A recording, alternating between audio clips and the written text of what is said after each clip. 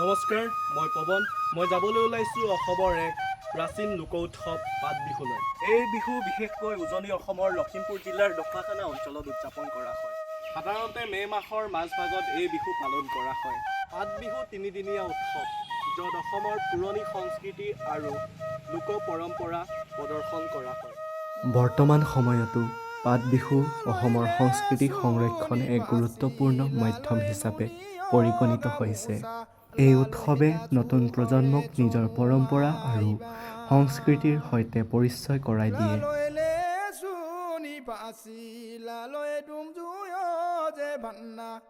এই উৎসৱত জেং বিহু, হুঁচৰি, ঢোল, পেঁপা, ঐনিতম আৰু গগনাৰ সুৰেৰে আনন্দমুখৰ পৰিৱেশ সৃষ্টি হয়।